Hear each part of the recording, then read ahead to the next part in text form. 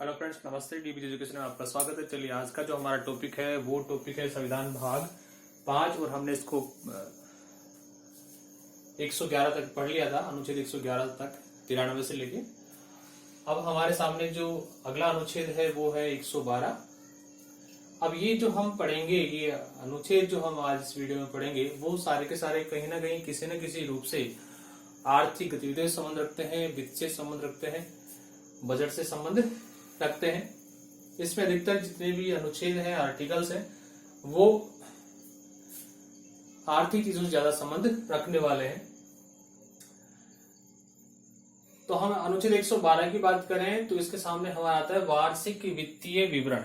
वार्षिक वित्तीय विवरण मतलब हम ईयरली एक साल के दौरान हमारे जो वित्त की व्यवस्था है वो कैसी होगी, कहाँ कितना खर्च करना है, कितना हमें प्रॉफिट लेना है, कहाँ कहाँ कौन कौन सी योजनाएं हमें लागू करनी है, किस प्रकार से करनी है, जो किससे संबंध रखेगी, वित्त से। मत कहने का मतलब कि कोई भी योजनाएं हैं वो वित्त से संबंध रखती हैं और वित्त के माध्यम से जो एक वर्ष के दौरान हम जितने कार्य करेंगे, एक वर्ष के लिए हम कितना बजट तैयार करते हैं, कितना वित्त अनुदान करते हैं, वो सारा का सारा विवरण हमें किस में देखने को मिलेगा, अनुच्छेद 112 में देखने को मिलेगा।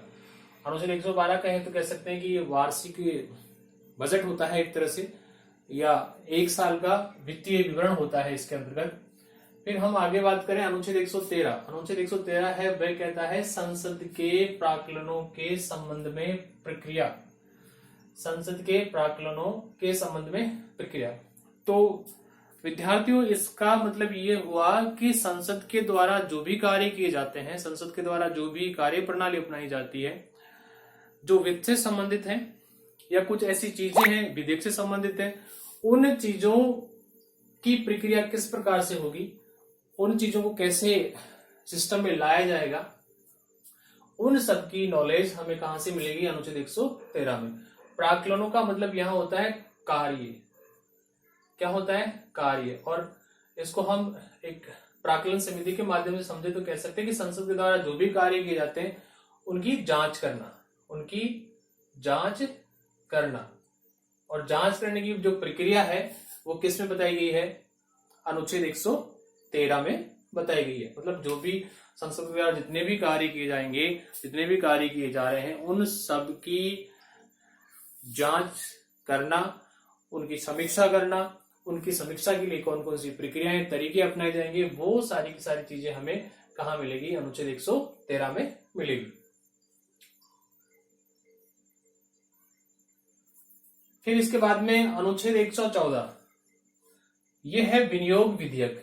विनियोग विधेयक का मतलब यहां यह होता है कि आप देश में निवेश के लिए, विनियोग मीन्स निवेश की बात करेंगे, तो देश में निवेश के लिए कौन कौन से विधेयक ला रहे हैं, या विनियोग जो विधेयक है, वो जो निवेश करने का जो विधेयक है वो किस प्रकार आगे प्रोसेस में लेंगे, आप कहां से निवेश करवा रहे हैं, बाहरी देशों से निवेश करवा रहे हैं या फिर हमारे देश के अंदर ही निवेश करवा रहे हैं, ऐसे विधेयक लाने की प्रोसेस वो केवल और केवल किस में दी गई है? अनुच्छेद 114 में दी गई है।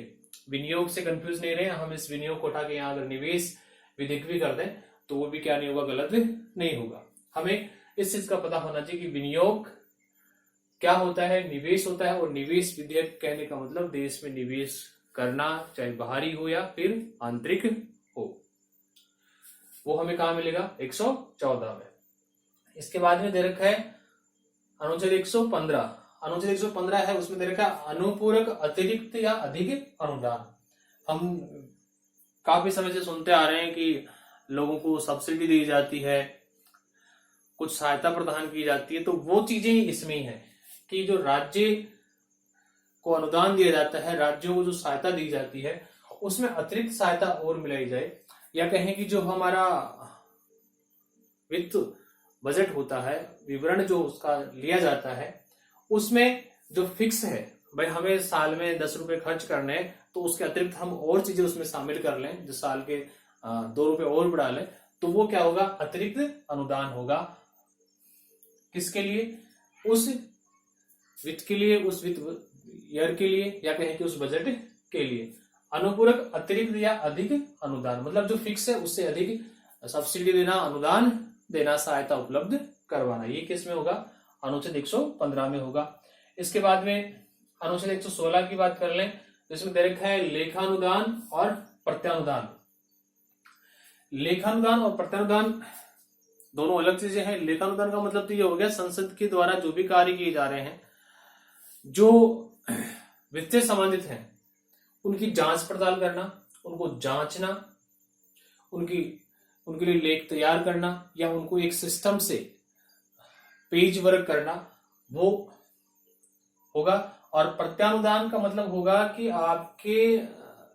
आपने जो सिस्टम लिया है, आपने जो वित्त व्यवस्था तय की है, उसमें आप अतिरिक्त और राशि कितनी जोड़ रहे हैं, मतलब जो राशि फिक्स है उसके अलावा आप अतिरिक्त राशि और क्या जोड़ रहे हैं, वो किसमें आ जाएगी? अनुच्छेद 116 में आ जाएगी।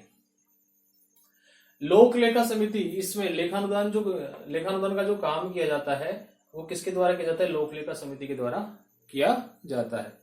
ठीक है, आगे देखें तो वित्त विधियों की विशेष उपबंध, वित्त विधेयकों के विशेष उपबंध अनुच्छेद 117 में। अनुच्छेद 117 में क्या दिया गया है कि जो वित्त विधेयक होते हैं उनके बारे में विशेष उपबंध बनाए गए हैं और ये विशेष उपबंध हमें कहाँ मिलेंगे? अनुच्छेद 117 में मिलेंगे।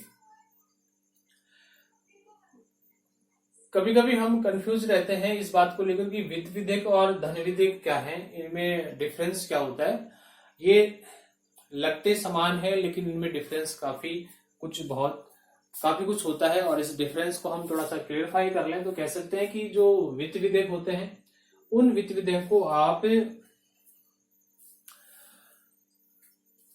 राज्यसभा या लोकसभा में प्रस्तुत कर सकते हैं, इसकी कोई वो नहीं है। लेकिन जो धन विधेयक होता है उसको आप केवल कहाँ ले जाएंगे? लोकसभा में ही ले जाएंगे और इसकी अनुमति हमें किससे लेनी पड़ेगी? लोकसभा अध्यक्ष से लेनी पड़ेगी। ठीक है, तो ये थोड़ा सा इसको ध्यान रखें आप। अनुच्छेद 118 है वो है साधारणतया प्रक्रिया के नियम।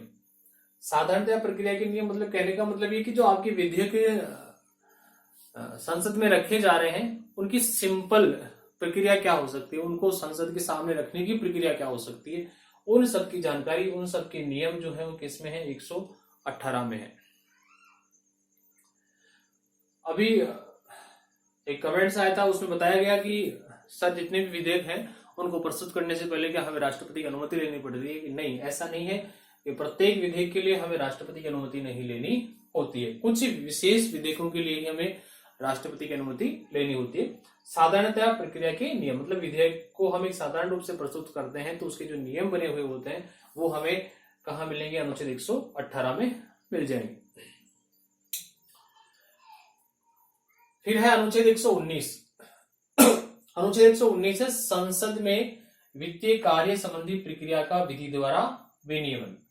ये ऐसे कह रहा है कि संसद में जो वित्तीय कार्य होते हैं, संसद में जो आप बजट की बात कर लें, विनियोग की बात कर लें, अतिरिक्त अनुदान की बात कर लें, लेखानुदान की बात करें या प्रत्यानुदान की बात करें, तो इनसे संबंधित वित्तीय कार्य प्रक्रिया का विधि द्वारा विनियमन, मतलब जो कानून बना हुआ है, जो हमारी विधि है उसके अंतर्गत उनका क्या किया जाता है? संचालन किया जाता है। अनुच्छेद 120 में दिया गया है कि संसद में प्रयोग की जाने वाली भाषा, ये संसद जो है हमारी उसमें कौन सी भाषा का प्रयोग किया जाना चाहिए, किस प्रकार की भाषा होनी चाहिए, उसका उल्लेख किया गया है। अभी तक हमारे संसद में हिंदी और इंग्लिश भाषा का प्रयोग होता है, उसके साथ जो क्षेत्रीय भाषा है उनका प्रयोग भी किया जाता है, लेकिन अधिकतर जो हमारी भाषा है संसद में प्रयोग करने वाली वो कौन सी होती है? हिंदी और इंग्लिश होती है। इसके अलावा एक चीज हमें ये भी ध्यान रखनी होगी इस अनुच्छेद 120 में, यहाँ संसद में प्रयोग की जाने वाली भाषा से मतलब हम पर्टिकुलर जिन भाषाओं की बात करते हैं उनसे संबंध नहीं होता, बल्कि यहाँ उन चीजों से संबंध होता है कि आप संसद में बोलते समय किस प्रकार की भाषा का यूज कर रहे हैं, किस प्रकार की जो आपका बोलने का तरीका है वो कैसा है, उनके भी इसमें नियम बने हुए होते हैं। किसमें? अनुच्छेद 120 में। इसके बाद में हम चले अनुच्छेद 121, संसद में चर्चा पर निर्बंधन। निर्बंधन होता है कि आप पर कोई बंधन नहीं है, आप पर कोई पाबंदी नहीं है। संसद में प्रत्येक विधेयक पर चर्चा की जा सकती है, विचार विमर्श किया जाता है, वाद विवाद किया जा सकता है। संसद में इस पर क्या नहीं होती, कोई पाबंदी नहीं होती। अनुच्छेद 121 के अंतर्गत संविधान में स्पष्ट लिखा गया कि संसद किसके लिए बनी होती है, चर्चा के लिए बनी होती है, विचार विमर्श करने के लिए बनी होती है। तो ऐसे में हम इस पर क्या नहीं कर सकते, बंधन नहीं लगा सकते। और इसका उल्लेख केवल और केवल किस में है, अनुच्छेद 121 में दिया गया है। इसके बाद हम इधर चले तो अनुच्छेद 122 है, उसको हम देख लें कि न्यायालय द्वारा संसद की कार्रवाई की जांच न किए जाना। कहने का मतलब ये हो गया कि संसद में क्या कार्रवाई की जा रही है, संसद में कौन सा विधेयक लाया जा रहा है, कैसा लाया जा रहा है, और इस विधेयक को लागू करने में क्या क्या प्रक्रियाएं अपनाई जा रही हैं, कौन कौन सी कार्रवाई की जा रही हैं, उन सब की जांच किसके द्वारा नहीं की जाएगी, न्यायपालिका के द्वारा नहीं की जाएगी। ये भी हमारे संविधान में स्पष्ट लिखा गया है। और इसके लिए कौन सा अनुच्छेद प्रयोग किया गया है, 122 अनुच्छेद प्रयोग किया गया है।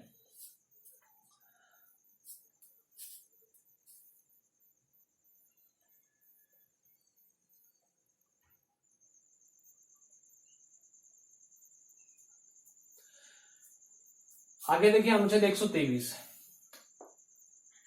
लेकिन इससे पहले हम देख लें कि हमने 122 तक जो हम पढ़ रहे हैं वो किस में आएगा, अध्याय 2 में आएगा। ये ध्यान रखिए, क्वेश्चन बन सकता है, चाहे कोई सी एग्जामिनेशन हो, उससे पूछा सकता है कि अध्याय 2 में कौन से अनुच्छेद तक इसका वर्णन किया गया। तो हम बता सकते हैं अनुच्छेद 122 तक इसका वर्णन किया गया है। अब हम यहाँ 123 की बात करें तो अनुच्छेद जो 123 है वो किस में आता है, अध्याय 3 में आता है। कौन से, अध्याय 3 में। किस में आता है, अध्याय 3 में आता है। और अध्याय 3 है जो किसकी बात करता है, राष्ट्रपति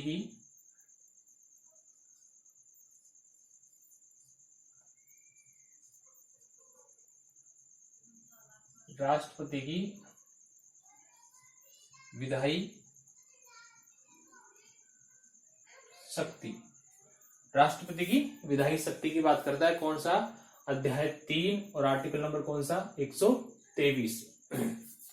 अब 123 है, इसको भी थोड़ा हम समझ लें। ये कह रहा है कि संसद के विश्रांति काल में अध्यादेश प्रख्याति करने की शक्ति।